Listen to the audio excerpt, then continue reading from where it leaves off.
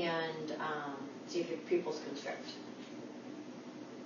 So you have a positive convergence and your pupils are constricting as we're doing the accommodation, so that's positive. So your pupils are equal, reactive, round, positive accommodation, and positive convergence.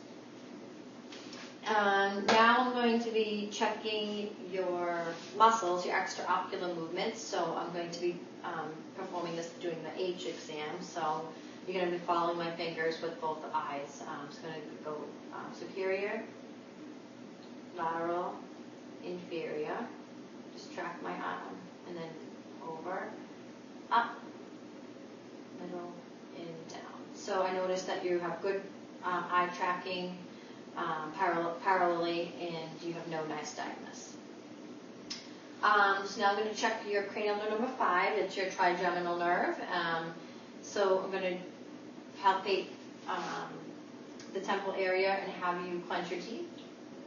Good, it's +5. And then I'm going to have you clench your teeth in the masseter area muscle, and that is +5 as well. So your cranial nerve number 5 is intact, and your muscles are +5. So I'm going to do the sharp dull exam. So I'm just going to have you feel how the sharp and the dull is going to feel, and then I'm going to do it around your face with your eyes closed. So this is the sharp, and then this is the dull. Can you feel the difference? Mm-hmm. Okay, so I'm going to have you close your eyes, and I'm going to do sharp and dull, and you let me know if it's sharp or if it's dull. Sharp. Dull. Sharp. Dull. Sharp. Dull. Good, so you got them all right, so your sharp dull is intact. Next, I'm going to nerve 7, which is the facial nerve. I'm going to check for facial symmetry. You raise your eyebrows for me. Good. And now I'm going to have you close your eyes super tight, and don't let me open them as I try to. Very good. So that's intact. You smile, and that's symmetrical. So you could have good facial symmetry. So your cranial 7 nerve is intact. I'm going to check your cranial 8 nerve, which is acoustic. So I'm going to have you include one ear. I'm going to whisper 3 words, and I'm going to have you repeat them back to me. Cat, dog, squirrel. Very good. So your cranial nerve cranial nerve 8, your acoustic nerve is intact. I know we do that bilaterally. So now I'm going to check the Weber and Rhine test, and I'm going to use the tuning fork to do that. And so I'm going to you're going to let me know if you can hear it the right, left, or equal as I place this on top of your head. So right, left, or equal. Okay, good. So now I'm going to put it on your mastoid bone. And let me know when you don't feel it. Okay, and then let me know when you don't hear it. No. Okay, so it was like 20 to 10, so it's a 2 to 1. Air conduction is greater than the bone conduction, so it's 2 to 1, and that is what we want to see. So I'm going to check your cranial nerve 9 and 10, so I'm going to use a light to assess your soft palate, and I'm going to have you say ah. I'm going to assess the symmetry of it. So I'm going to say ah. So the soft palate is symmetrical, and I could also use, in addition to that, a tongue depressor to check your gag reflex, and that would be positive, a positive finding. Cranial nerve number 11, which is your spinal accessory nerve. So I'm going to hold on my hand. Very good. So that's +5. And I'm also going to check the hand on the face. Just give me a good push and a push. So that's in +5 strength of cranial nerve number 11. And then number 12 is a hypoglossal. I'm going to stick out your tongue. And it's midline and intact. I don't see any fasciculations. I'm going to check your gross motor strength as well. So I'm going to have you stand up and just walk that way. And then come back with heel toe. Very good. So you have, you're upright. You have an appropriate gait with your hands by your sides. I didn't see any swaying or any balance disturbance. So now, and you're coordinated in your study. Bend your knees. I'm losing it. Have you bend your knees, and then I'm going to stand on one foot, and then stand on the other foot. Very good. And then we're going to do the pronator drift. So you're going to have your hands out with your palms up, eyes closed. I'm just going to be kind of near you for safety. I don't see that you're drifting at all. So you have good balance. And then we're going to do the Romberg test, where your hands are by your sides, and your eyes are closed as well. And there's a slight sway, but nothing to be too concerned of. That's normal. So I think we're going to have you do some hand-eye coordination with the finger, right? So I'm going to hold my finger up here, and then you can do nose to finger with your eyes open, and then with them closed. Very good. You did it. Very good. Do your fingers thumb to finger, and that's very well coordinated. Sit back in the chair and tap your hands on your legs. Very good. And then I'm going to have you take your heel and go from your knee to the bottom of your foot, the big great toe. Very good. And all of that is intact. So now I'm going to check evaluate your peripheral sensation. So I'm going to do a sharp dull test on your hands, feet, and chest with your eyes closed, and you're going to let me know if it's feeling sharp or dull. So I'm going to let you know what the sharp feels like and what the dull feels like, so you can just have like something to go by. That's sharp, and that's dull. So I'm going to do that on your hands, your feet, chest. So you're just going to tell me if it's sharp or dull with your eyes closed.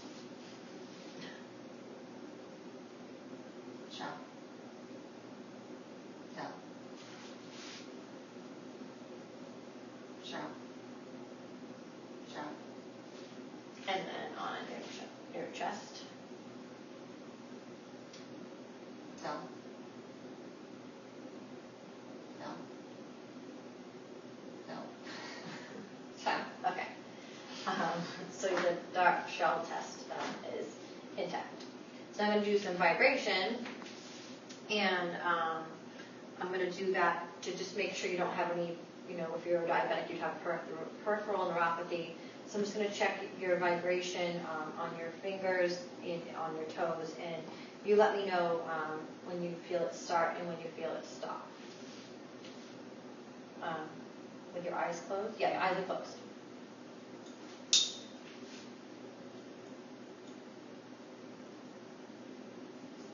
Stop. Okay.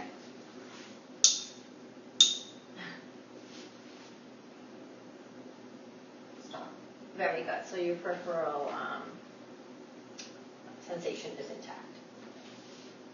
And now what I'm going to do is check your sensory, which is checking for sternocleidosis. So I'm going to put an object in your hand, and you're going to let me know what it is.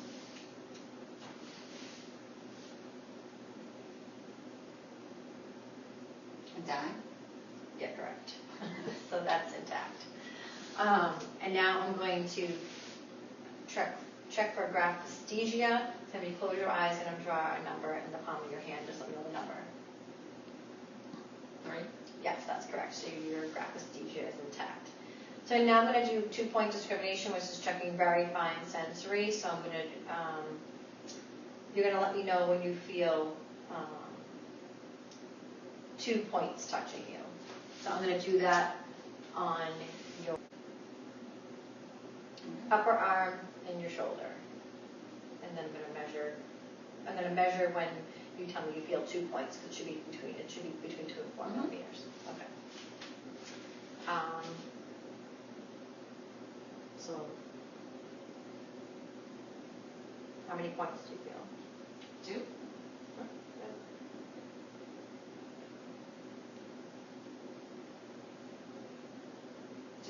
Okay, so let me just measure that real quick. So it's about 3 millimeters, which is between 2 and 4, so that is normal. So your fine sensory is intact. So I'm going to check your tendon reflexes with the hammer.